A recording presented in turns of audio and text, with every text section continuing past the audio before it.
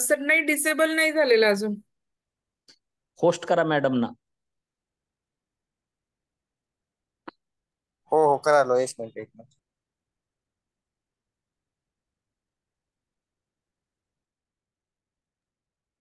हा जा-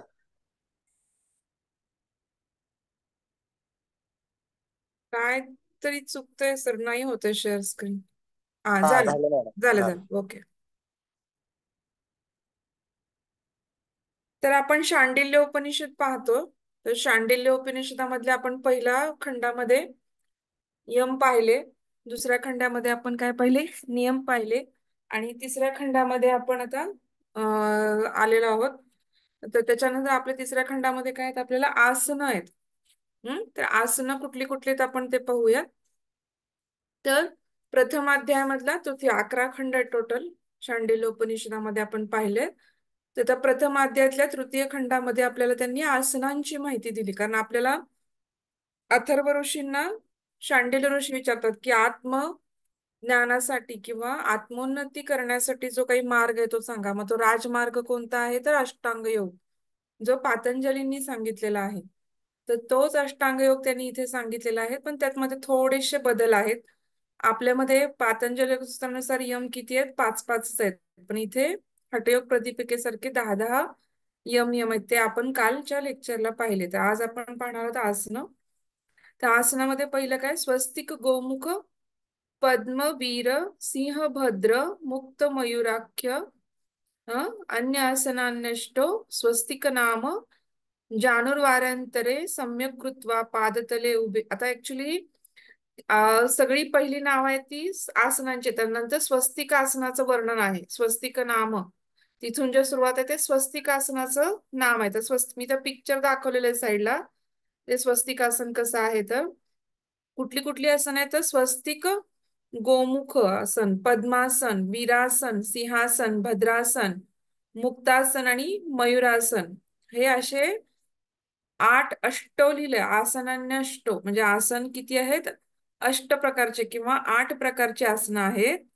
आणि त्यातलं स्वस्तिकासन कसं असतं, तर स्वस्तिकासन मध्ये काय आहेत की आपल्या पायाचे जे तळवे आहेत, हा आपल्याला दिसतो, माझा कर्सर बघा, हा जो आपल्या पायाचा तळवा आहे तो आपल्याला काय करायचंय की असा दोन आपला मांडी आणि काफ मसल किंवा पिंढऱ्या, ह्या दोघांच्या मध्ये आपल्याला काय करायचं, तो घालायचा. म्हणजे जेव्हा आपण हा उजवा पाय आहे ह्याचा, तर तो हा काय करतोय, ह्या मांडी आणि ह्या आपल्या वरच्या पायाच्या डाव्या पायाच्या पिंडरीच्या मध्ये इथे ठेवतोय, आणि हा पाय आहे तो ह्या मांडी आणि ह्या पिंडरीच्या मध्ये ठेवतो.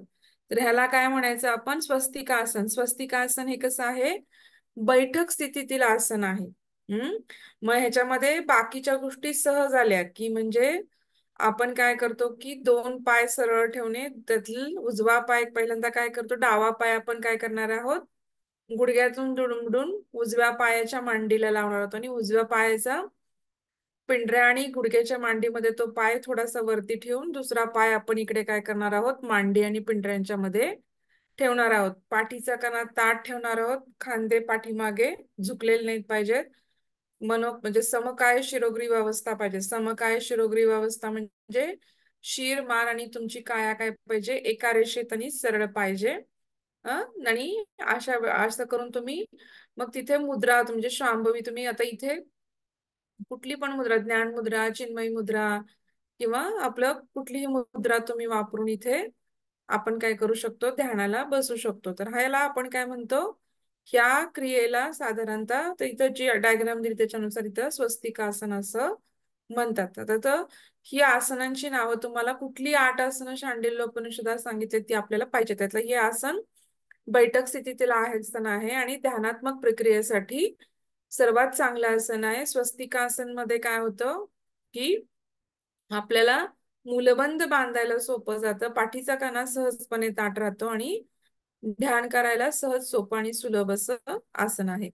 आता पुढचं आसन आपण काय पाहणार आहोत, सेकंड वर्णन केलेलं, तर गोमुखासन आहे. दुसरं आसन कोणतं आहे, गोमुखासन. तर हे गोमुखासनची डायग्राम बघा, पुढून आणि पाठीमागून दोन्ही बाजूंनी ही डायग्राम दाखवलेली आहे. तर पाठीच्या डाव्या बाजूने आपला काय करायचंय की त्यांना असं सांगायचंय की पाठीच्या बाजूला म्हणजे आपल्या पाठीमागच्या बाजूला आपलं एक पाय काय करायचंय आपल्याला डावा पाय म्हणजे आता तुम्ही पहिला कुठला पाय घ्याल त्याच्या अपोजिट पाय दुसऱ्यांदा घ्यायचाय तुम्हाला. हा आणि जो पाय वरती आहे समजा आता तुमचा इथे तुम्ही बघा आता तिचा डावा हात पाठीमागे आणि उजवा हात वरती आहे तर तो उजवा पाय तिचा काय आहे सॉरी डावा हात वरती आहे तो तिचा डावाच पाय काय आहे वरती आहे जो हात वर आहे तोच पाय वरती आहे म्हणजे जो हात वरती गेलाय तोच पाय वरती पाहिजे जो हात खाली गेलाय तो पाय खाली पाहिजे मग डायरेक्शनला परत चेंज करताना पण जो पाय खाली होता तो वरती येणार आणि वरचा हात येतोय त्याच्याऐवजी हा उजवा हात वर जाणार. कळलं का तुम्हाला लक्षात आलं का आणि दोन्ही हात आपण काय करतो गोमुखासनमध्ये पाठीमागून पकडतो शक्य नाही झालं तर पहिल्यांदा टॉवेल किंवा नॅपकिन वापरून पकडतो किंवा नुसतं आपण पाठीवर ठेवतो आणि हळूहळू हा डिस्टन्स कमी करायचा आपण काय करतो प्रयत्न करतो आणि ह्याला काय म्हणलं जातं गोमुखासन असं म्हटलं जातं. नंतर तिसरा आसन कोणता आहे तर शांडिल्य ऋषींनी सांगितलं म्हणजे शांडिल्य ऋषींना अथर्व ऋषींनी काय सांगितलं की पुढचं आसन हे काय आहे पद्मासन आसन त्यांनी वर्णन केलं. ऍक्च्युली इथं काय झालंय की पद्मासनांचं वर्णन करताना त्यांनी आपलं नॉर्मल जे पद्मासन आहे की दोन्ही मांड्यांच्या वरती दोन्ही पायाचे तळवे ठेवायचे म्हणजे हे मांडी आहे तुमची आणि ह्या मांडीवरती ह्या पायाचा आपल्याला काय करायचं वरती तळवा ठेवायचा आणि परत ह्या मांडीवरून खालच्या म्हणजे आता खालच्या मांडीचा पायाचा तळवा आपण इकडे ठेवतो आणि इकडून हा मांडीचा तळवा आपण दुसऱ्या मांडीच्या पायावर ठेवतो. तर थोडक्यात काय की दोन्ही मांडीवरती आपल्याला काय करायचे स्वस्तिकासारखे म्हणजे इकडून इकडून क्रॉस लेग्स ठेवायचे. त्याच्यामध्ये पेल्विक मोबिलिटी आपल्याला काय लागते चांगली लागते तेव्हा पेल्विक मोबिलिटी चांगली असते तेव्हा पद्मासन चांगलं घडतं म्हणजे पेल्विक ओपनिंग किंवा पेल्विक तर त्यासाठी आपण पहिल्यांदा भद्रासनाची प्रॅक्टिस करा म्हणतो आणि मग पेल्विक ओपनिंग झाल्यावर आपण पद्मासन घालायला मोकळीक देतो.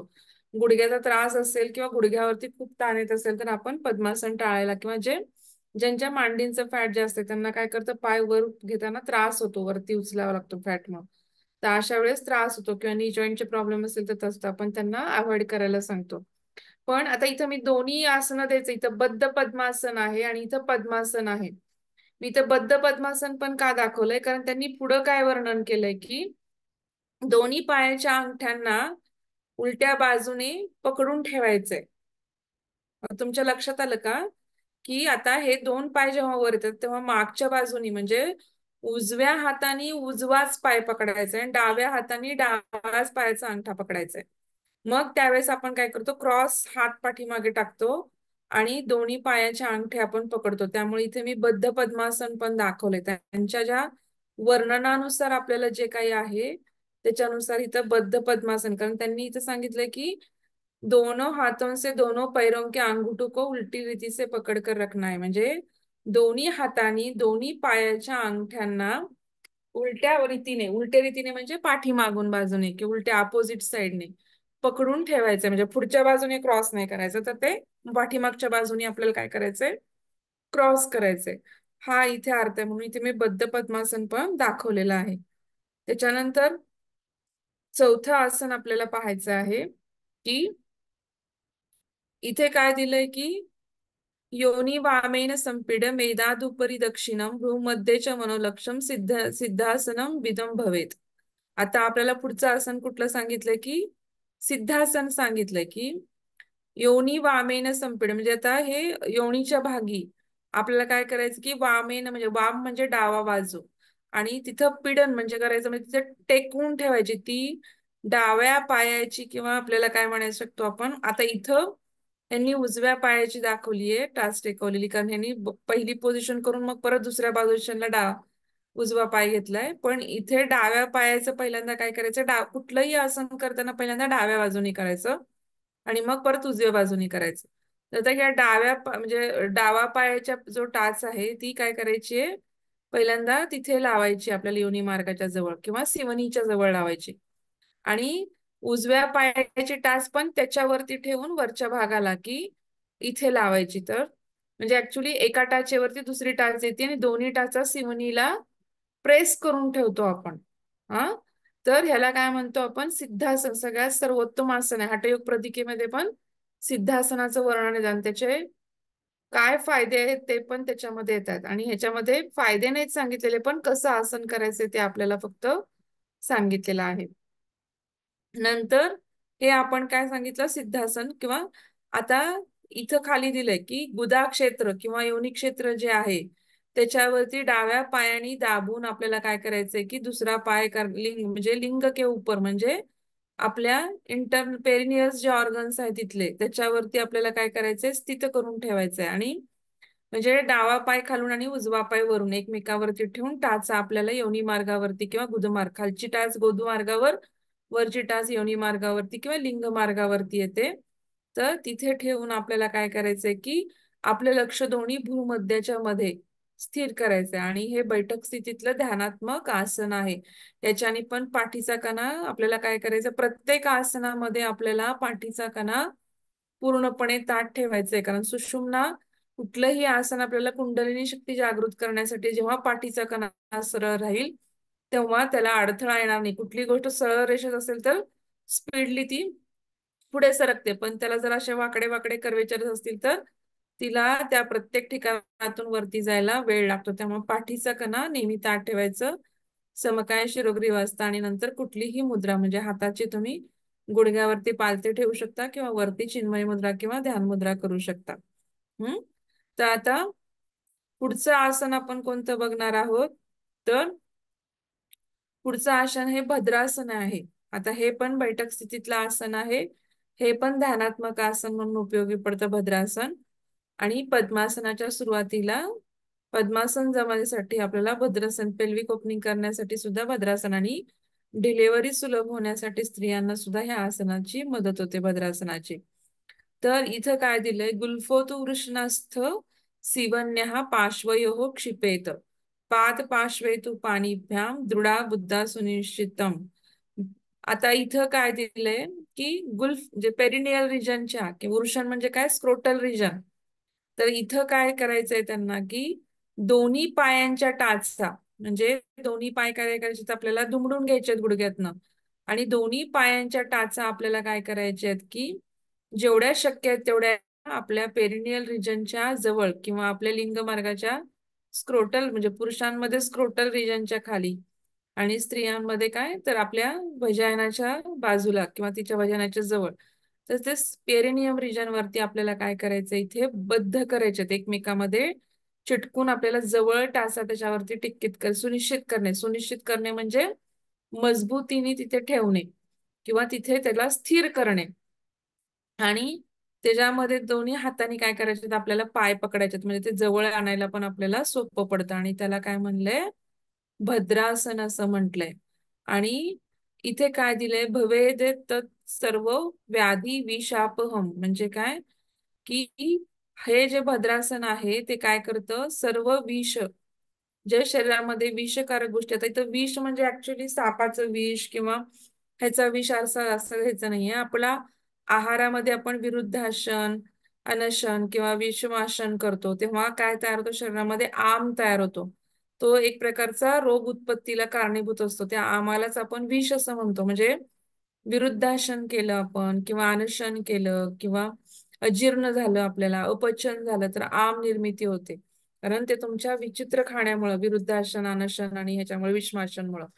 तर अशा वेळेस जो आम निर्मिती होते तो आम सुद्धा पचायला ह्याच्यामध्ये सहज सुलभ सोपं जातं. म्हणून ह्याला विष आदी विनष्टक म्हणजे शरीरातील जे टॉक्झिक एजंट आहेत किंवा मेटाबॉलिक प्रोसेसेस किंवा चयापचय होताना आपल्या शरीरामध्ये जे काही विषकारक द्रव्य तयार होतात ती बाहेर काढण्यासाठी आपल्याला काय होतं की ह्या भद्रासनाची मदत होते, असा अर्थ आपण घ्यायचा आहे. विष म्हणजे स्नेक बाईट किंवा स्कॉर्पियन बाईट असा अर्थ आपल्याला इथे घ्यायचा नाहीये.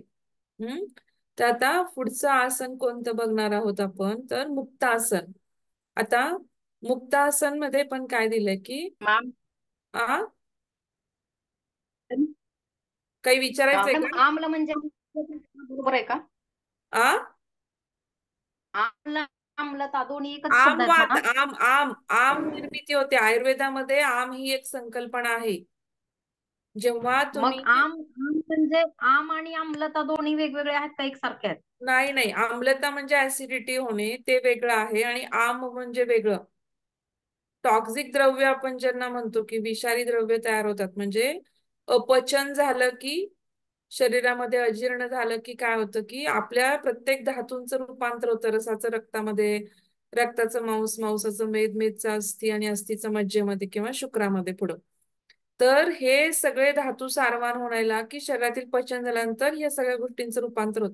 पण जेव्हा आम निर्मिती होते तेव्हा धातू वृद्धी होत नाही, तर उलट शरीरामध्ये आजार पसरतात. सांधेदुखी होऊ शकते तुम्हाला, किंवा बाकीचेही फिजिकल म्हणजे आजार, बरेच गोष्टी किंवा त्या, कारण स्त्रोतसांचा अवरोध होतो आणि स्त्रोतसांचा अवरोध झाला की प्रत्येक ठिकाणी जसं सर्क्युलेशन होतं तसं प्रत्येक ठिकाणी काय होतं की आपल्याला प्राणाला विरोध होतो आणि मग खूप ठिकाणी ठिकाणी आजार निर्मिती तयार होते.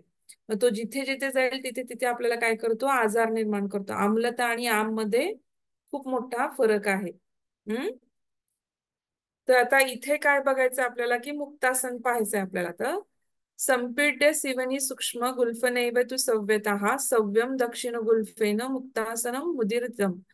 म्हणजे आता सिवणीचा प्रदेश म्हणजे पेरिनियल रिजन तुम्हाला सगळ्यांना माहितीये. तर हा सूक्ष्म भाग आहे की म्हणजे इथं संपीड्य म्हणजे तिथे टेकून ठेवणे, किंवा तिथे हे करू नये. तर तिथं काय करायचंय की डाव्या टाचेने आपल्याला काय करायचंय की डाव्या टाचेने आपल्याला पेरिनियल रिजनच्या इथे काय करायचंय, डावा पायाची टाच इथे दाबून ठेवायची आणि नुसते दुसऱ्या उजव्या पायाची टाच काय करायची आपल्याला त्याच्या समोरता.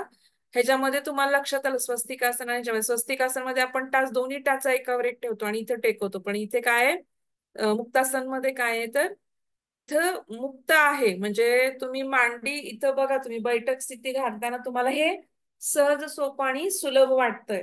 म्हणजे मुक्तासन आहे की मुक्त आहे आपण याच्यातून, म्हणजे कशात काही अडकलेलं नाहीये, मुक्त आहात. म्हणजे दोन्ही पाय वेगळे आहेत. म्हणजे डावा पाय जरी तुमच्या सिवणीला लागला असता तर उजवा पाय फक्त पुढे तुम्ही काय केलेला आहे, पायाच्या इथं घोट्याला लागून इथे समोर आपण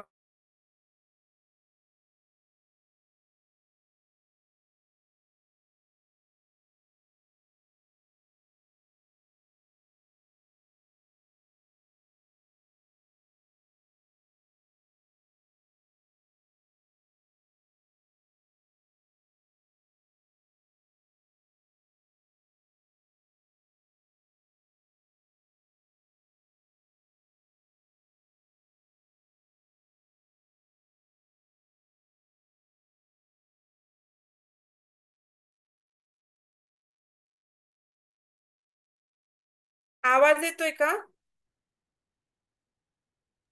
नाही. हो मॅडम. येतोय ना? हा आता येतोय मॅडम. हा हा. हा ते जातोय ऍक्च्युली. नाही, नेट अनस्टेबल आहे थोडस, मी त्यामुळे व्हिडिओ ऑफ केलाय. बघू आता काय होतं. आवाज येतोय ना पण? हॅलो. हो हो हा मॅडम येतोय. हा. तर आता आपल्याला इथे त्याला मुक्तासन म्हटलं जातंय. आपल्याला लक्षात आलं का इथे? म्हणजे फक्त इथे आपल्याला काय करायचे, डाव्या पायाची टाच इथे लावायची सिवणीला आणि उजव्या पायाची टाच आपल्याला फक्त डाव्या पायाच्या इथे समोर घोट्याजवळ लावून ठेवायचे. तर ह्याला मुक्तासन असं म्हणतो. आता पुढचं आसन आहे मयुरासन किंवा पिकॉक पोज आपण असं म्हणतो. तर इथं काय तिला दिलंय की दोन्ही हातावरती आपल्याला काय करायचंय, आपल्याला दोन्ही हातावरती दोन्ही हात काय करायचे उलट्या बाजूने, म्हणजे पंजेची बोट पाठीमागे.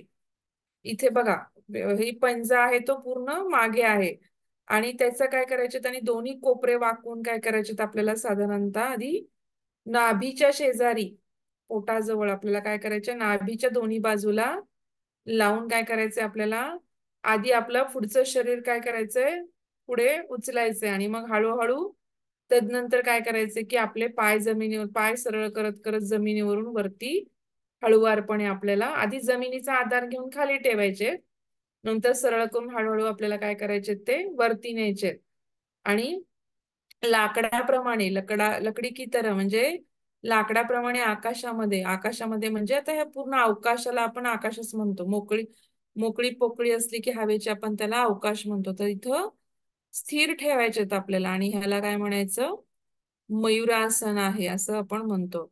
आणि हे आसन काय करतं, सर्व पापांचा विनाश करतं. पापांचा विनाश करता याचा अर्थ असा नाही की तुम्ही पाप करत राहायचे आणि ते तुमचा विनाश करणार, तसं नाहीये. तर पापांचा विनाश करतं म्हणजे तुम्ही समजा जे आहारामधले नियम आहेत ते न पाळता जर असं वेगळं खाल्लं किंवा तुमच्या शरीरामध्ये काही प्रॉब्लेम आले तर ते रोग विनाश करायला किंवा टॉक्झिक द्रव्य बाहेर काढायला किंवा त्याचं पचन करायला, कारण पोटावरती इथे बघा प्रेशर येतोय खूप मोठ्या प्रमाणामध्ये. त्याच्यामुळे पचन संस्थेमध्ये अग्नीचं काय होतं, अग्नी मोठ्या प्रमाणात कार्यरत होऊन बाकी सगळ्या गोष्टी पण गोष्टींना पण पाचन करून टाकतो आणि मग आपल्याला रोग होत नाहीत. तर हा महत्वाचा तिथं उल्लेख आहे. नंतर आता आपण ही 8 प्रकारची सगळी आसनं बघितली. आता एकत्रपणे त्यांनी काय केलं की त्याची माहिती दिली आहे. आता शरीरांतर्गत सर्व रोगा विनश्यंती विषाणी जिर्यन्ते, म्हणजे ह्या आसनांना केल्यानंतर शरीराच्या अंतर्गत जे काही सर्व रोग आहेत, जे शरीराच्या अंतर्गत निर्माण झालेले सर्व काही रोग आहेत, विनश्यंती म्हणजे काय, नाश पावतात. सर्व प्रकारचे रोग काय होतात, नाश पावतात. आणि विष पण काय होतं की स्वतः जीर्ण होत न, किंवा जिर्यंते म्हणजे काय, जीर्ण होऊन किंवा समाप्त होऊन जातो, असा आपण त्याचा अर्थ घेऊ शकतो. त्याच्यानंतर पुढचं काय आहे की एन केनासनेन सुखधारणम भवत्य शक्त सत्समाचारेत, म्हणजे काय की भवत्य अशक्त म्हणजे जो माणूस अशक्त आहे, तर त्या माणसाने सगळी आसनं केली पाहिजेत आहे का, असं शक्य आहे का? प्रत्येकाला सगळी आसनं जमतात असं शक्य आहे का? किंवा काही शक्ती कमी पडते. तर अशा वेळेस त्यांनी काय सांगितलंय की जी काही मनुष्य अशक्त आहेत त्यांना ज्या काही केन आसनेन सुखधारण, म्हणजे काय, कुठल्याही आसनाने, कोणत्याही आसनाने ज्यांनी सुख मिळतंय ते आसन त्यांनी करावं. म्हणजे आसनामध्ये स्थिर राहून आपल्याला जास्त वेळ स्थिर राहता येतं, जास्त वेळ आपल्याला ते सुख मिळतं किंवा ताण येत नाही, अशा आसन आपण केलं पाहिजे असं त्यांचं म्हणणं आहे.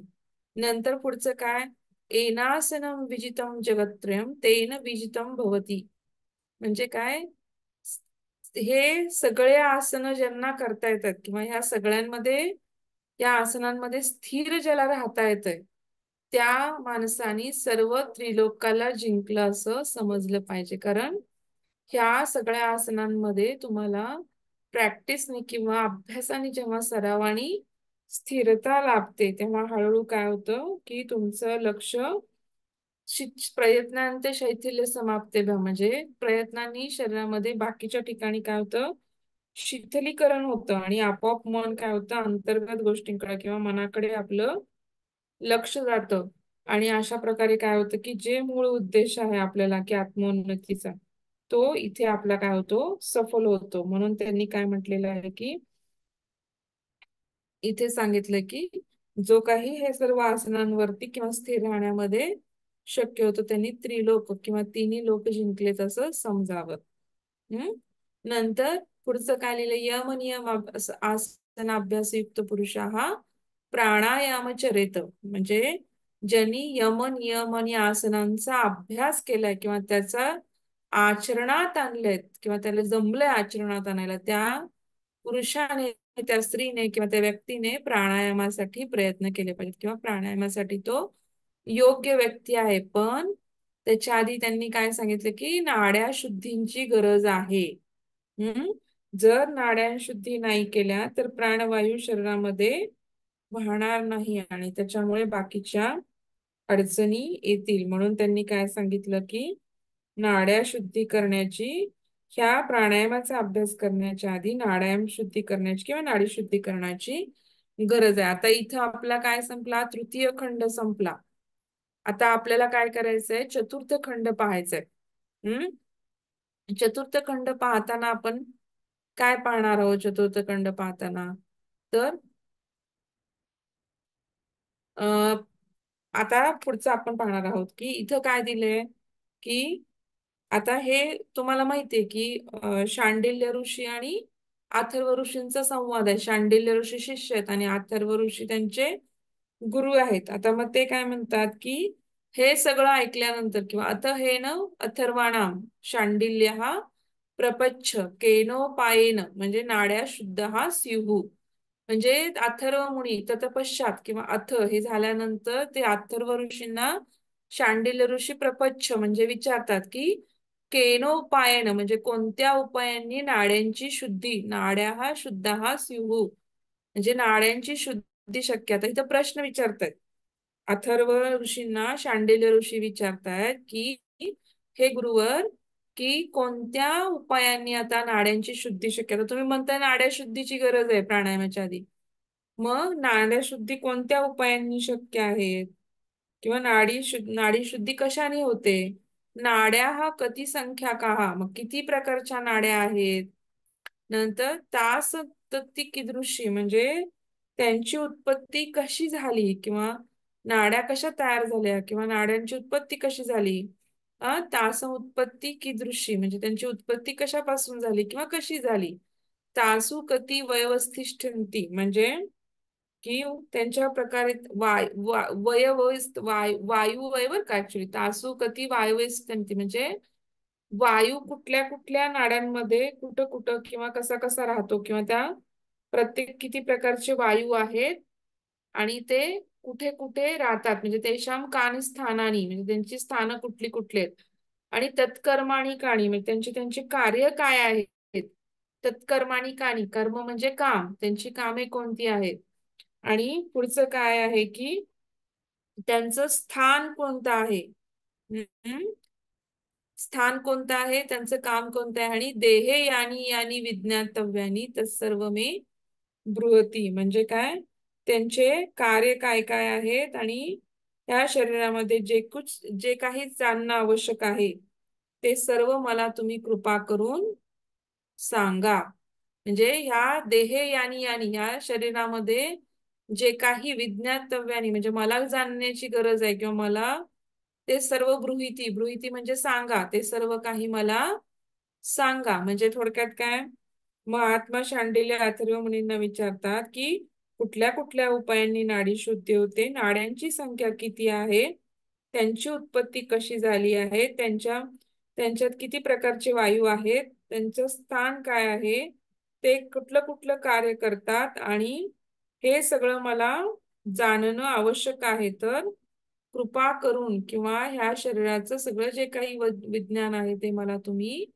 सांगा असं ते काय म्हणतात अथर्व ऋषींना विचारतात हे प्रश्न विचारतात मग अथर्व ऋषी पुढचं काय म्हणतात स होच अथर्वाणाम अथेदम शरीरम शन्यवेत्य अंगुलात्मकम भवती म्हणजे आता इथं त्यांनी काय सांगितलंय की असं विचारल्यानंतर अथर्व ऋषी म्हणतात की आपलं आता अंगुल काय आहे इथे एक प्रकारचं मोजमाप आहे पूर्वी भारतीय ह्याच्यामध्ये आपण वीत अंगुल हातभर असं आपण म्हणायचो पायली मापट चिपट धान्य गोळा करताना आपण असे मेजरमेंट्स वापरायचो तर हे मागं का पडले अंगुल किंवा परिणाम की प्रत्येक व्यक्तीचं काय असतं की हाताचं माप थोडंफार कमी जास्त असू शकतं म्हणजे एखादा व्यक्ती उंच असेल किंवा त्याची बोटं लांब असू शकतात किंवा एखाद्या व्यक्तीची बोटं जाड असू शकतात तो जाड असतात आणि जो बारीक असेल त्याची बोटं बारीक असू शकतात तर मग मेजरमेंट मध्ये थोडा सूक्ष्म का होईना फरक पडतो म्हणून ही माप परत मागे पडली तर इथे काय दिलंय त्यांनी अथर्व ऋषी काय म्हणतात की आपलं शरीर काय आहे 96 अंगुल इतकं परिणाम म्हणजे अंगुल म्हणजे काय तर आपला एक बोट आपल्या एका बोटाची जेवढी जाडी आहे त्याला आपण अंगुल असं म्हणतो तर आपल्या शरीराचा अंगुल परिणाम किती आहे म्हणतात की 96 अंगुलच्या परिणाम स्वरूप किंवा प्रमाणास्वरूप आपलं काय आहे शरीर आहे आणि त्याच्यामध्ये जो प्राण राहतोय शरीरात प्रणव द्वादश अंगुलाधिको भवती त्याच्यापेक्षा 96 अंगुलापेक्षा आपल्या शरीरामध्ये जो प्राण राहतोय तो 12 अंगुल्यांनी अधिक आहे म्हणजे किती 108 अंगुले आहे 96 मध्ये 12 मिक्स केले तर किती झाले 108 अंगुले म्हणजे शरीर 96 अंगुली आहे आणि त्यात राहणारा प्राण हा 108 अंगुली आहे तर याचा अर्थ काय तर शरीर कसं आहे स्थूल आहे आणि वायू कसा आहे कणाकणामध्ये पसरलेला आहे तो सूक्ष्म आहे तो आपल्याला डोळ्यांनी पण दिसत नाहीये आणि हा जो प्राण आहे त्यामुळे काय सूक्ष्म असल्यामुळे तो कधीही शरीरापेक्षा जास्त असणार किंवा तो जास्त मोठा असणार, म्हणजे तो 108 अंगुली आहे. आणि शरीरस्थम प्राणामग्नी सह योगाभ्यासन समम न्यूनवा यहा करोती स योगी पुंगोवा भवती. म्हणजे आता त्यांनी काय सांगितलंय की हा शरीरास्थ किंवा जो शरीरात राहणारा जो काही आहे प्राण, तो काय होतो, आपण योग अभ्यासाद्वारा काय करू शकतो, आपल्या ज्या शरीरातला अग्नी आहे त्याच्यासाठी सम अवस्थेमध्ये स्थिर करतो किंवा त्याला समवस्था. आता त्याच्यामध्ये थोडक्यात काय तर योगाभ्यासाने काय काय आता आपल्या सत्व रजतम हे त्रिगुण आहेत आणि वात पित्त कफ हे दोष आहेत. तर जेव्हा आपण योगाभ्यास करतो तेव्हा सत्व रजतम तम गुणांचं समसमान किंवा समत्व येतं आणि त्याचप्रमाणे वात पित्त दोष कफ पण सम प्रमाणात येतात आणि त्याच्यामुळे शरीर आरोग्य किंवा प्राणाचं आरोग्य काय होतं की चांगलं राहतं. सम किंवा योगाभ्यासाने तम हे त्रिगुण आणि त्रिदोष व्यवस्थित राहतात, आपोआप शरीर स्वास्थ्य चांगलं राहतं आणि प्राण किंवा प्राणाग्नी सह योगाभ्यासाने समन्यून वाय करोती सहयोग पुंगवा भवती. म्हणजे काय सगळं हे काय होतं की योगाभ्यासाने आपल्याला शक्य होतं किंवा योगाभ्यासाने आपल्याला स्थिर करणं किंवा थोडक्यात इथं कसं असतं माहिती का, प्राणाचं कसं आहे, प्राण ऊर्ध्वगामी आहे आणि आपान काय आहे अधोगामी आहे. आणि इथं ऍक्च्युली प्रत्येक उपनिषदामध्ये कसं केलेलं आहे की प्राण आणि अपानाचं काय करतो आपण की उलट दिशेने करतो. म्हणजे कुंडलिनी शक्ती जागृत करण्यासाठी आपण काय करतो की आपल्या योगाभ्यासाने प्राण ऊर्ध्वगत आहे तो अधोगत होतो आणि अपान जो अधोगत आहे तो ऊर्ध्वगत होतो आणि ते दोन्ही काय करतात आपल्याला आपल्या बेंबीच्या ठिकाणी किंवा आपण स्वाधिष्ठान चक्राच्या ठिकाणी म्हणू शकतो किंवा त्याच्या ठिकाणी आपल्याला आपल्या बेंबीच्या ठिकाणी, तर तिथं काय होतं की तो अग्नी काय होतो भडकतो किंवा म्हणजे ते आणि तो काय करतो कुंडलिनी शक्ती जागृत करायला प्राण आणि अपान दोघं मदत करतात. असा ऍक्च्युली हा कन्सेप्ट आहे त्यांचा. म्हणून ते काय म्हणतात की अग्नीला किंवा योगाभ्यासाने तो अग्नीला हे करायला मदत करतो किंवा सम करायला मदत करतो, असं त्यांना इथं ऍक्च्युली सांगायचं आहे, असं माझं म्हणणं आहे. म्हणजे की प्रत्येक उपनिषदाचं असं आहे की प्राण हा ऊर्ध्वगत आहे, अपान अधोगत आहे. अपान काय करतो की मलमूत्र विसर्जनाला मदत करतो आणि प्राण हा बाकीच्या हृदयाचे फुफ्फुसाचे हृदय कार्य चांगले करण्यासाठी मदत करतो. आणि ते जेव्हा दोन्ही वायू आपण एका ठिकाणी आपण जेव्हा आणतो आणि त्याच्याने काय होतं की कुंडलिनी शक्ती जागृत व्हायला काय होते की कुंडलिनी शक्तीला वेटोळी जी घालून बसली तिला धडकून हे मदत करतात तिला उठवायला किंवा तिला सुषुम्ना ह्याच्यातून बाहेर पडण्यासाठी. तर त्यासाठी आपण इथे प्राणाचा सगळ्यात जास्त किंवा याचा अभ्यास आपण करतो. मग हे त्यांनी काय सांगितलं की योगाभ्यासानेच फक्त शक्य आहे आणि तोच काय म्हणला जातो की श्रेष्ठ योगी किंवा सगळ्यात योग्य असं आपण त्याला श्रेष्ठ योग्य असं म्हणू शकतो.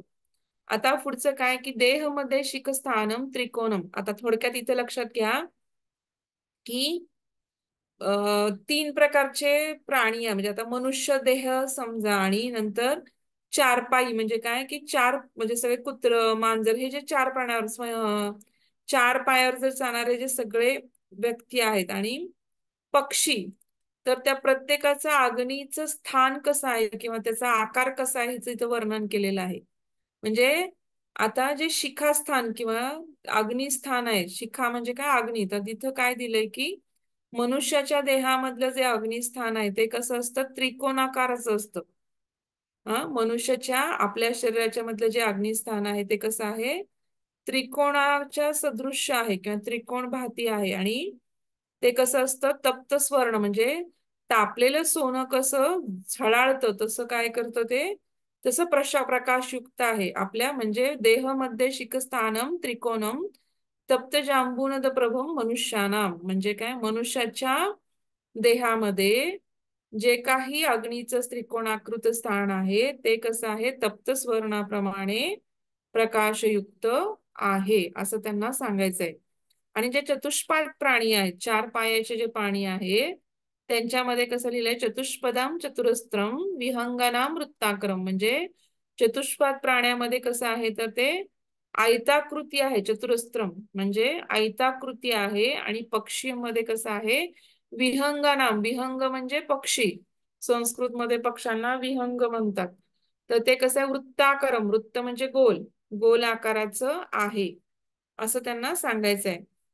आणि ह्या अग्नीच्या स्थानामध्ये कसं आहे की क्षीणकाय शुभ शुभ अग्निशिखा राहते. म्हणजे त्यांनी सगळं प्राण्यांचं पण सांगितलं की जे मनुष्यामध्ये त्रिकोणाकृती आणि सोन्याप्रमाणे आहे, चतुष्पाद मध्ये आयताकृती आहे, आणि जे पक्षी आहेत त्यांच्यामध्ये वृत्त आकाराचा आहे.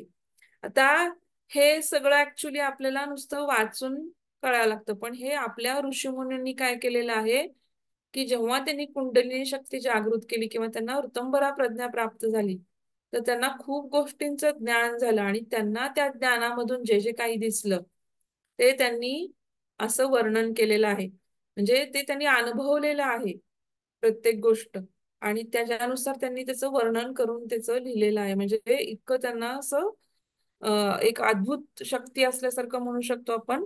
आणि त्याच्यानुसार मग आपल्याला म्हणजे हे लिहिलेलं सुद्धा समजून घ्यायला अवघड जातंय, पण त्यांनी कुंडलिनी शक्ती जागृत करून किंवा ऋतंभरा प्रज्ञा प्राप्त केल्यानंतर त्यांना जे आगाध ज्ञान झालं किंवा केवळ ज्ञान म्हणू शकतो आपण, तर केवळ ज्ञानाला अजून त्याच्या पुढची अवस्था असते, परंतु हे जे आगाध ज्ञान झालं तर त्याच्यातून आपल्याला काय म्हणू शकतो की त्यांनी ह्या सगळ्या गोष्टी व्यक्त केलेल्या आहेत. आणि त्यांनी काय सांगितलं की पुढचं काय सांगितलं की हे ज्या काही आपण अग्निशिखा किंवा अग्निस्थान बघितली ती कशी आहेत की शुभ आहेत.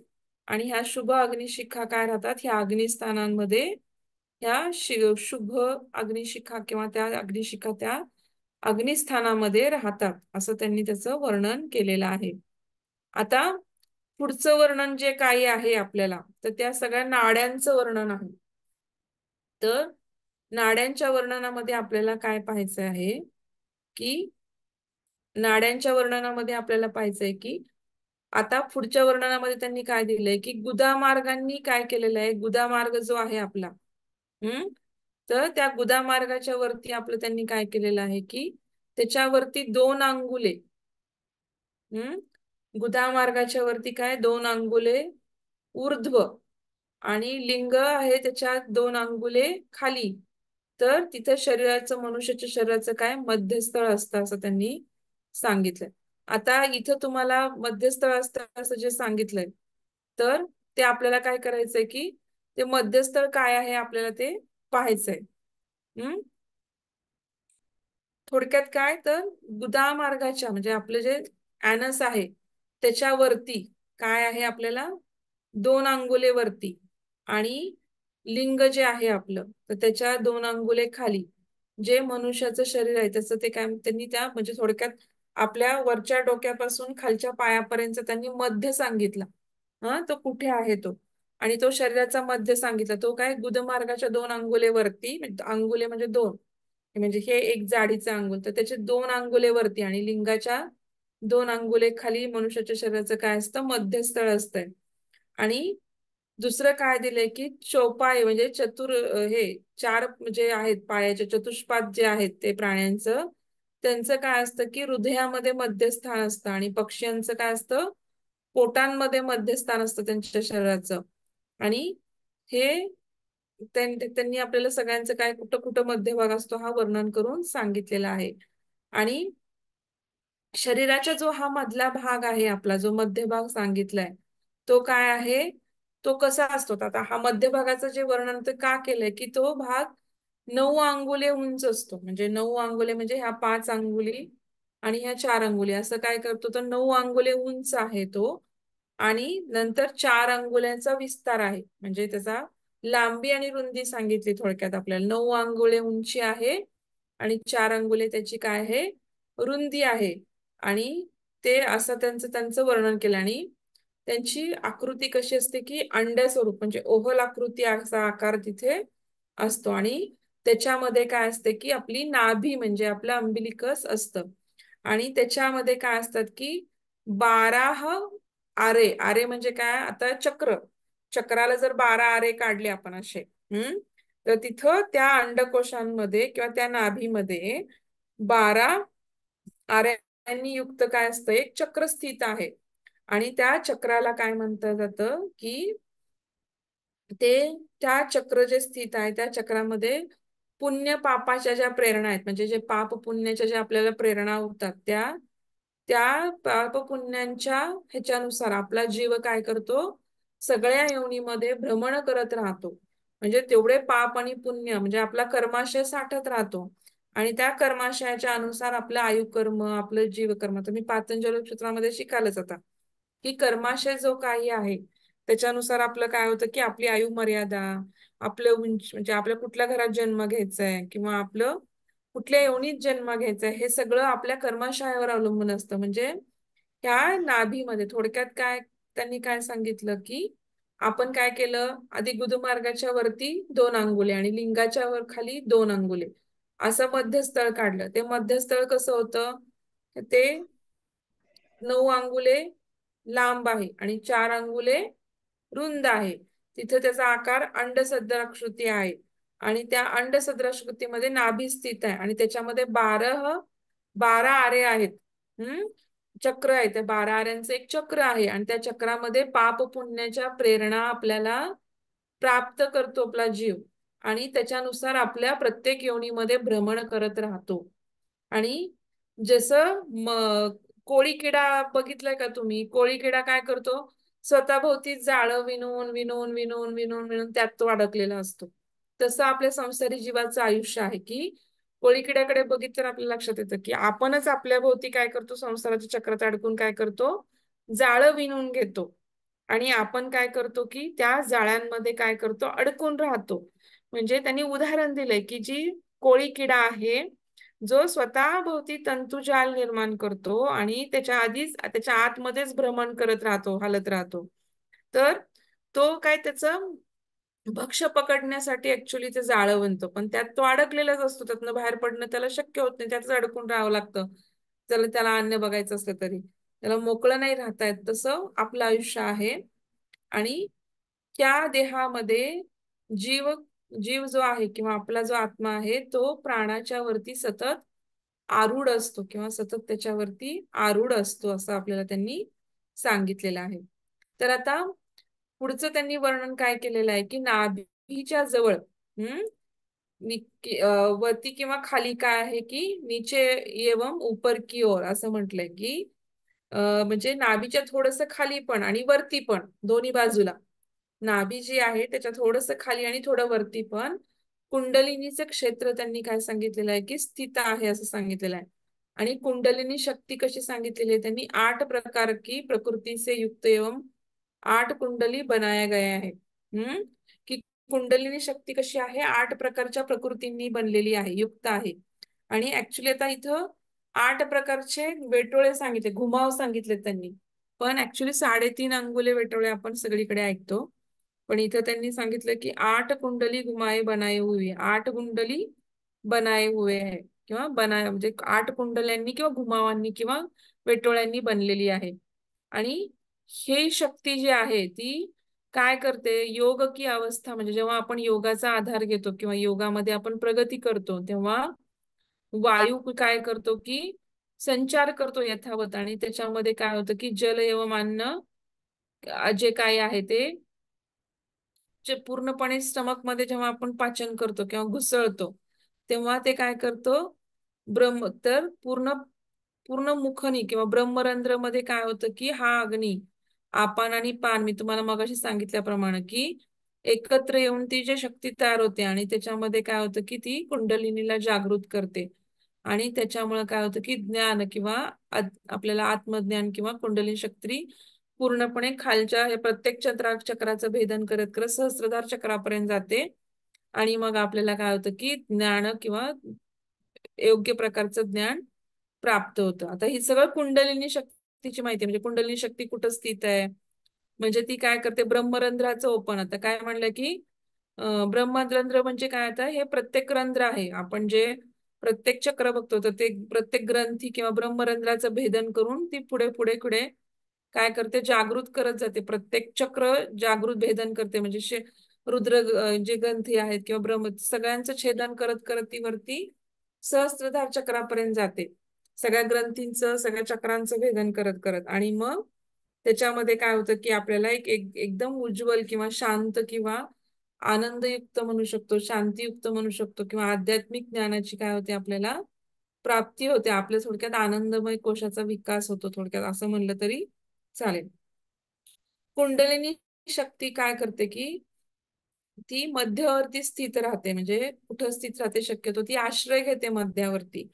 आणि त्या त्या कुंडलिनीच्या मध्यमेच्या भोवती काय असतात की 14 नाड्या प्रमुख सांगितलेल्या आहेत त्यांनी. की त्या मध्यावरती मुख्य ऍक्च्युली 72,000 नाड्या आपल्या शरीरामध्ये असतात. त्या 72,000 नाड्यांची संकल्पना काय, तर नाड्या ह्या साधारणतः सूक्ष्म स्रोतस किंवा त्याच्यामधून प्राणांचं वहन होतं, प्राणवायू. त्या प्राणवायूच्या वहन होणाऱ्या सगळ्या गोष्टींना आपण काय म्हणतो, त्या नाड्या सूक्ष्म असतात, त्या दिसत नाहीत आपल्याला. तर ह्या नाड्या त्यांनी त्यात पण त्या 72,000मध्ये प्रमुख 14 नाड्यांचं आता वर्णन केलेलं आहे. तर त्या 14 नाड्यांचं वर्णन पण सांगताना नुसतं आपल्याला वाचूनच घ्यावं लागतं की कुठली नाडी कुठं स्थित आहे, कुठली नाडी कुठून गेली. ते थोडंसं तुम्ही काय करा की जमलं तर तुम्हाला डायग्राम काढून जर काढता येत असेल किंवा त्यांची नावं लक्षात ठेवता येत असेल तर नावं लक्षात ठेवा. तर ह्या कुंडलिनी शक्तीचा आश्रय प्राप्त करून ह्या 14 नाड्या काय करतात, तिथे राहतात. तर त्या क्रमशः आता मुख्य 3 नाड्या आहेत, तुम्हाला सगळ्यांना माहिती आहे, इडा, पिंगळा आणि सुषुम्ना. म्हणजे आता इडा म्हणजे काय, तर डाव्या नाकपुडीची, उजव्या नाकपुडीला पिंगळा आणि मध्ये आपला जो पाठीचा कणा आहे त्याला आपण सुषुम्ना म्हणतो. तर आता पुढच्या नाड्या कुठल्या कुठल्या आहेत आपल्याला, तर सुषुम्ना, सरस्वती, वारुणी, उषा, हस्तजीवा, यशस्विनी, विश्वोदरी, कुहू, शंखिनी, पयस्विनी, आलंबुसा एवं गांधारी. ह्या सगळ्या 14 नाड्यांची, मुख्य 14 नाड्यांची नावं काय काय आहेत. पहिलं आता तुम्हाला इडा, पिंगला, सुषुम्ना सगळ्या तुम्हाला सगळ्यांना माहिती आहे. त्याच्या पुढे सरस्वती नाव दिलंय, म्हणजे सगळ्यात महत्वाची काय, सरस्वती. नंतर काय, वारुणी. नंतर उषा. नंतर त्याच्या पुढची हस्तजीवा, त्याच्या पुढची यशस्विनी, त्याच्या पुढची विश्वेदरी, नंतर कुहू, नंतर त्याच्या पुढची शंखिनी, पयस्विनी, आलंबुसा आणि गांधारी. तर ह्या 11 नाड्या. आता आपण आज काय काय पाहिलं, तर पहिल्यांदा आपण काय पाहिलं, सगळी 8 आसनं पाहिली. 8 आसनानंतर आपण काय पाहिलं, तर साधारणतः की हे जे आपलं शरीर जे आहे ते किती 96 अंगुली आहे. कारण आपल्याला गरज का पडली, कारण ह्या शरीराचं आपल्याला काय करायचं की प्राण म्हणजे काय, तो किती अंगुली विस्तारित आहे, मग त्याला नाड्यांमधून वाहण्यासाठी मग त्या मुख्य नाड्या कोणत्या, म्हणजे असं आपण हळूहळू बाहेर पडलो. म्हणजे कसं की पहिल्यांदा आपण बघितलं शरीर 96 अंगुली, प्राण 108 अंगुली, आणि तो सूक्ष्म आहे आणि तो काय करतो, अग्नीला योगाद्वारे आपण काय करतो, समस्थित करतो. म्हणजे रजतम आणि सत्व आणि वात सगळे दोष आपण काय करतो, सम करतो योगाने. आणि आपोआपच अग्नी पण काय होतो, सम होतो. आणि त्याच्यानुसार आपण काय करतो, पुढे कुंडलिनी शक्ती आली. मग कुंडलिनी शक्ती कुठं आहे, स्थित आहे, ते बघायला आपण काय बघितलं की ती गुदमार्गाच्या 2 अंगुलेवरती, लिंगाच्या 2 अंगुले खाली, आणि इथं काय आहे, तिथं मध्य पकडला, शरीराचा मध्य पकडला आपण थोडक्यात तिथे. आणि शरीराचा तर पक्ष्यांचा आणि प्राण्यांचा तो तुम्ही तुमच्या लक्षात ठेवा नंतर. तर हे कसं आहे, हे त्रिकोणाकृती आहे. आपलं जे अग्निस्थान आहे ते अग्निस्थान सुवर्ण आणि तप्त आहे. आणि मध्यस्थानामध्ये काय आहे आपल्याला, साधारणतः तिथे आपलं काय आहे, नाभी आहे. आणि त्या नाभीच्या मध्ये चक्र आहेत, 12 आऱ्यांनी युक्त चक्र आहे. आणि त्या चक्रामध्ये काय आहे आपल्याला, की आपल्याला ही कुंडलिनी शक्ती काय आहे आपली तिथे तिथे म्हणजे ऍक्च्युली पाप पुण्य प्रेरणा आपल्याला तिथून मिळते. आणि त्याच्यानुसार आपण जीव आपला काय करतो, भ्रमणरत. आणि मग त्याच्यानंतर काय होतं की आपण पुढचं काय पाहिलं की त्या नाभीच्या समीपच थोडं वरती आणि थोडी खाली कुंडलिनी क्षेत्र पण स्थित आहे. कुंडलिनीचं क्षेत्र स्थित आहे. आणि ती 8 प्रकारच्या प्रकृतीने युक्त आणि 8 घुमावांनी किंवा कुंडलिनी युक्त आहे. आणि योग शक्तीच्या अवस्थेमध्ये काय करतो, वायू यथावत संचार करून काय करतो, अन्न आणि पाण्यांना काय करतो, पूर्ण किंवा ब्रह्मरंध्र किंवा आपानाला काय करतो, अग्निद्वारा जागृत करतो प्राण आणि अपानांना. आणि ती स्फुरणयुक्त जी शक्ती येते ती काय करते की कुंडलिनी शक्तीला काय करते, जागृत करते. आणि हळूहळू काय करतो, आपल्याला ते सहस्त्रधार चक्रांपर्यंत जाऊन ब्रह्मरंध्रातनं काय होतं की ज्ञान होता लागतं, किंवा आपल्याला एक एक चक्राचं भेदन होऊन काय व्हायला लागतं, बऱ्याच गोष्टींचं आपल्याला आगाध ज्ञान व्हायला लागतं. नंतर कुंडलीच्या आश्रयाने राहणाऱ्या आपण काय बघितल्या, 14 नाड्या पाहिल्या. 14 नाड्यांची नावं पाहिली आपण. आता ह्या 14 नाड्यांमध्ये आपण काय पाहणार आहोत, तर ह्या 14 नाड्यांमध्ये पहिल्यांदा इडा पिंगला सुषुम्नाचं वर्णन पाहणार आहोत. आणि ह्या 14 नाड्या कुठे कुठे गेल्यात किंवा कुठे कुठे शरीरात पसरल्यात हे आपल्याला पाहायचंय. तर समस्त नाड्यांमध्ये सगळ्यात महत्वाची नाडी म्हणजे सुषुम्ना. सु म्हणजे योग्य किंवा चांगली, याच्या अर्थाने आपण सुशब्द प्रत्येक ठिकाणी वाढतो. तर सगळं विश्वाला धारण करणारी, समर्थ, मोक्ष मार्ग प्रदान करणारी असं योगीजन म्हणतात. सुषुम्नेचं वर्णन प्रत्येक योगीजन काय करतो की विश्वाला धारण करणारी. विश्वाला धारण करणारी म्हणजे प्रत्येक व्यक्तीमध्ये पाठीचा कणा आहे, सुषुम्ना आहे, पण तो प्रत्येकाने आपल्या ह्याच्याप्रमाणे काय केलं पाहिजे, आपल्या योगाभ्यासाने जागृत करायचा काय केलं पाहिजे, प्रयत्न केला पाहिजे. तर आणि मोक्ष मार्ग प्रदान करणारी आहे कुंडलिनी शक्ती जागृत केली तर. आणि हे कुठे म्हणजे कुठून कुठे सुरुवात होते सुषुम्नेची, तर आपल्याला आपल्या गुदस्थानापासून, पाठीमागच्या पृष्ठभागापासून जी चालू होते ती नाडी मेरुदंडाच्या आश्रित, म्हणजे आपल्या सुषुम्ना, आपलं मेरुदंड म्हणजे स्पायनल कॉर्ड, त्याच्या आश्रित असते ती. आणि तिथून ती मस्तकामध्ये ब्रह्मरंध्र जे मुख्य आहे तर तिथपर्यंत ती पोहोचते. आणि ती काय असते, एकदम तिले कशी, ती अशी सूक्ष्म आहे, दिसत नाही. आणि ती वैष्णवी रूप आहे. असं तिला वैष्णवीचं रूप आहे असं तिला आपण नाव दिलेलं आहे. नंतर सुषुम्ना नाडीच्या उजव्या बाजूला, डाव्या बाजूला काय असते, इडा नाडी असते, आणि उजव्या बाजूला पिंगळा नाडी असते. तर जी उजव्या बाजूची नाडी तिला आपण पिंगळा म्हणतो, आणि डाव्या बाजूची नाडी आहे तिला इडा म्हणतो. इडामध्ये काय असतं, चंद्र चलायमान असतो किंवा चंद्राचं स्थान असतं. तर पिंगळेमध्ये काय असतं, सूर्याचं स्थान आहे. चंद्र कसा आहे, तमोगुण स्वरूपाचा आहे. तर सूर्य काय आहे, रजोगुणांनी युक्त आहे. चंद्रमामध्ये अमृताचं क्षेत्र आहे, तर सूर्य काय आहे, विषाचा प्रभाग आहे.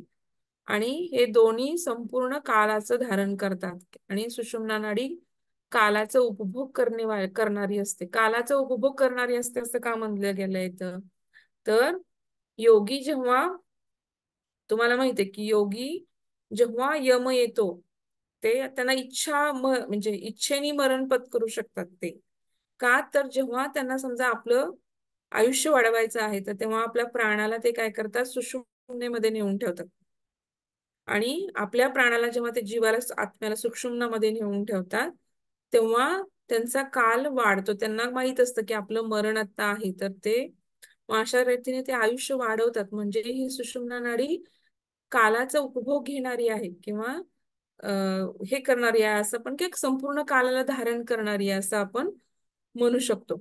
नंतर आता इथपर्यंत सुषुम्ना, इडा नाडी तुम्हाला कळली. पिंगळा नाडी म्हणजे इडा नाडी चंद्र, सूर्य, चंद्र काय तमोगुण, सूर्य रजोगुण. नंतर इडामध्ये काय आहे की अमृताचं धारण करते, सूर्य विषाचं धारण करतो. जेव्हा दोन्ही मध्ये समसमान किंवा समान अवस्था आहे, ते दोन्ही एकत्र चालू असतात, तेव्हा काय होतं की थोड्या काळासाठी काय होतं की सुषुम्नेचा मार्ग ओपन होतो, आणि मग आपल्याला त्याचा उपयोग घेता येतो. तर त्या दोघांचं समान, आपलं असं नॉर्मली नसतं. एक नाडी कधी ना कधी तरी एकच नाडी चालू असते.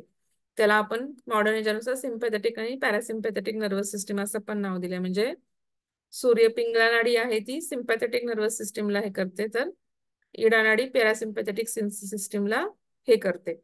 तर त्याच्यामुळे काय होतं की सिम्पॅथेटिक नर्वस सिस्टीमनी सगळ्या heart rate, pulse speed, circulation सगळं सगळं वाढतं सिम्पॅथेटिक मध्ये. तर पॅरासिम्पॅथेटिक मध्ये सगळं कमी होतं. म्हणजे तुम्हाला जेव्हा भीती वाटते किंवा उष्णता निर्माण झाली आहे, तर तुम्ही काय करू शकता, इडा नाडीनी श्वासोश्वास जर केला तर तुमचं सगळे हार्ट रेट कमी होतो, श्वासाचा वेग कमी होतो, रक्तदाब कमी होतो, थोडस काम वाटायला लागतं, शांत वाटायला लागतं. आणि तेच तुम्ही सुषुम्ना नाडी उद्युक्त केली तर तुम्हाला काय होतं की तुमचं सगळ्याच गोष्टींचं काय होतं की गोष्टी वाढतात. म्हणजे तुमच्या हार्ट रेट वाढतो, सर्क्युलेशन वाढतो, पचन वाढतं, उष्णता वाढते, सगळ्याच गोष्टी वाढतात. तर आता इथून पुढे आपण काय पाहणार आहोत की बाकीच्या ज्या 14 नाड्या आपण बघ म्हणजे ह्या 3 नाड्या सोडून ज्या बाकीच्या राहिल्यात 11 नाड्या त्या कुठे कुठे स्थित आहेत किंवा त्यांचं स्थान काय आहे आपण हे पाहणार आहोत. आहे ना 5 मिनिटं वेळ सगळ्यांकडे? लेक्चर नाही ना पुढचं काही? का कंटाळे, काही समजत नाहीये? समजतंय ना? मी परत परत रिवाइज करते समजत नसेल तर. हा समजते मॅम, समजते. हा तर आता चालेल फक्त मॅम. ह्याच्यामध्ये तुम्हाला थोडं तर हे क्लिष्ट वाटेल कारण प्रत्येक नाड्यांचं फक्त स्थान सांगितलंय. ते मी वाचूनच दाखवणार आहे कारण ते मला पण म्हणजे लक्षात नाही राहिलं. पण मी तुम्हाला वाचून दाखवते. फक्त स्थान आहे, त्याच्यामध्ये शिकण्यासारखं काही नाही. कुठली नाडी कुठे आहे त्यांनी असं दिलेलं आहे. तर सुषुम्ना नाडीच्या पाठीमागे पृष्ठभागी किंवा सुषुम्ना नाडीच्या पाठीमागे सरस्वती नाडी असते. सरस्वती नाडीच्या जवळ कुहू नाडी आहे ना. कुहू नाडी स्थित आहे असं दिलं. म्हणजे आता थोडक्यात काय, सुषुम्ना नाडीच्या पाठीमागे सरस्वती नाडी, पृष्ठभागी सुषुम्नेच्या पाठीमागे किंवा पृष्ठभागी म्हणू शकतो आपण सरस्वती नाडी आहे. सरस्वतीच्या जवळ कुठली आहे? कुहू नाडी आहे. आणि कुहू नाडीचे आता ही कुहू नाडी आली यशस्विनी आणि कुहू. आता समजा जर आपण कुहू पकडली सरस्वतीच्या जवळ तर त्या सरस्वती म्हणजे कुहू आणि यशस्विनी मध्ये काय आहे? वारुणी नाडी आहे. यशस्विनी व कुहू मध्ये काय आहे? वारुणी नाडी आहे. नंतर कुशा आणि सरस्वती मध्ये यशस्विनी नाडी स्थित आहे. सरस्वती आणि यशस्विनीच्या मध्यामध्ये पुषा नाडी स्थित आहे. थोडक्यात गांधारी आणि सरस्वतीच्या मध्यामध्ये यशस्वी नाडी स्थित आहे. आणि जो काही कंद म्हणतो आपण, ह्या नाड्यांचा मूळ जिथून त्यांचं ओरिजिन आहे त्याला आपण काय म्हणतो? कंद म्हणतो. तर त्या कंदाच्या मध्ये काय नाडी असते? अलंबुसा नाडी आहे. एक सगळ्यात त्या जो कंदामधून ह्या सगळ्या नाड्या ओरिजिनेट झाल्यात त्या कंदाच्या मध्ये सगळ्यात मध्ये कुठली नाडी असते? तर अलंबुसा नाडी असते. आणि सुषुम्ना नाडीच्या पूर्व भागामध्ये काय असतं की आता ह्या प्रत्येक नाडीचं काय केलेलं आहे की स्थान सांगितलेलं आहे. आणि आता ह्या पुढच्या भागामध्ये म्हणजे आता मी तुम्हाला फक्त त्यांची स्थानं सांगितली. तर पुढच्या वेळेस आपण काय सांगणार आहोत की ह्या म्हणजे जागा सांगितल्या पण ह्या कुठून कुठपर्यंत पसरलेल्या आहेत ते मी पुढच्या लेक्चरला तुम्हाला सांगते. आजचं कळलं ना? ह्याच्यामध्ये काही अडचण आली का? आजचं कळलं ना तुम्हाला सगळ्यांना? हो हो हो हो मॅडम. हो हो. पुढच्या लेक्चरला मग आपण त्या कुठून कुठं पसरल्यात की कुठून कुठं पर्यंत गेल्यात, कानापर्यंत कुठली गेली, नाकापर्यंत कुठली, डोळ्यापर्यंत कुठली, आपण ह्या सगळ्या नाड्यांचं वर्णन पाहणार आहोत. हा